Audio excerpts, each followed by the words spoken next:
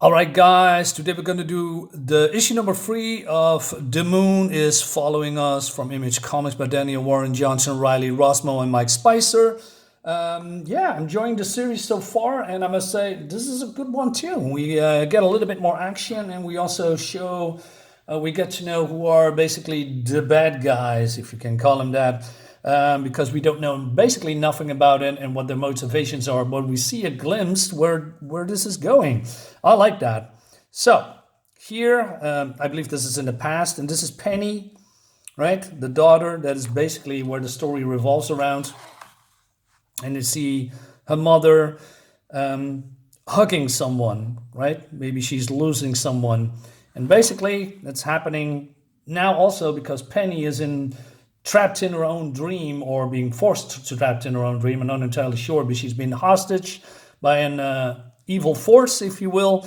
And mom and dad is, basically going into the dream world, try to save her, and they are being, helped by colorful characters. But it seems that all of these characters are basically her toys coming to life in her dream world, basically being the good guys. They are their posse, if you will, their helpers. And they are making a plan and try to locate Penny in this dream world, right? And it seems that wherever this is a wizard, and they have found her in the depths, and they are, going in, trying to save her. And so they are flying the chopper, and he says, can we fly to the spot? Says, no, that's too loud. We have to be stealthy. And so they are going in, and I like the not only the art but also the color scheme. It's very pleasing to look at. I am especially a big fan of this green gray color. I wish we see that a little bit more in comics, but and this is more green. Or anyway. So the wizard says, if you can bring her to me as soon as I make a connection with her in her dreams, I can begin the healing process. You're not coming with us? I have preparations I must make here. But don't fret, you're ready. You're both ready. Go save your daughter. And then we have Pigface, who is a dubious character. He's basically a vendor, I guess, selling exotic and weird things.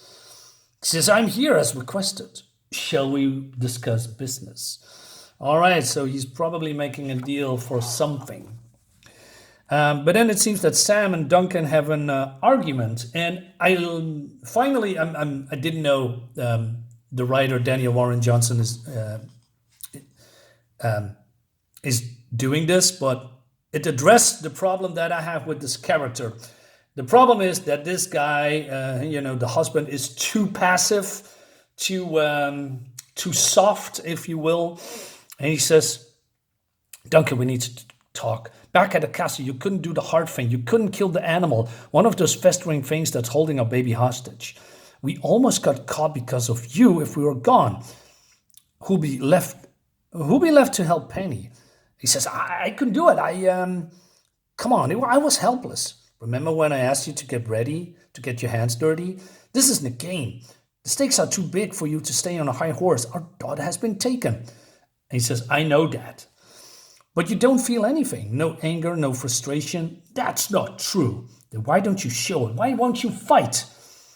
But then he's, putting the blame on her. At least I'm not the one with a wild anger in me that constantly jumps out at everyone around him. I'm sorry I have more self-control. And she says, that's the problem. Right there, too much self-control. It's holding us back.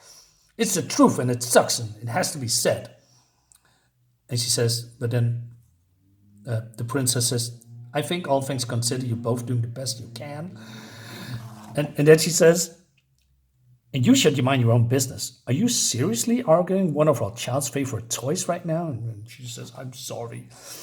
But then the princess says, I have no clue about your world, but when Penny played with me, I could feel warmth from a girl well loved by the ones that brought her into this world. You're both doing an amazing job. If that's true, Penny would be here, says Sam. But the frog says, no, that's a lie. Take it from a toad. Oh, toad, not frog. That was run over by a car. Sometimes shit happens. happens. All right. So they go into this tower where Penny is, and they are immediately now the action is ramping up, and they see her lying in here in this weird contraption that is spinning around, and I believe these are the dreams of Penny, or maybe things that happen in the real world. I'm not entirely sure, but they have to break her out, right? And the others say, "Hey, I see movement around below." And then we hear a terrible sound. I don't know what it is. And Duncan says, "I don't understand. Why won't she wake up? It's like she can't hear us." Sam, stop. If we're going to do this loud, let's do it right. He likes explosions, I guess. All right. But this won't hurt her. Should only stop that spinner enough to get us through. All right. Then the explosion happens, and then enemies coming. And this looks great, man. This toad with a fake crown on it and shooting people with a, an automatic pistol rifle. So Sam comes in, grabs, Penny, and then a voice says, "You, let's go," says the toad. "You don't belong here." And yeah, this all this great action, and then there's the snake creature, and they try to get out, right? A lot of killing, by the way. And again, this looks great. This looks cool. Yeah, I like it. I like this visual style here, colors, and the snake almost gets them. So Sam is falling and then accidentally letting go of Penny, but then this other snake creature got her. He says, "Do not worry. We'll take care of her.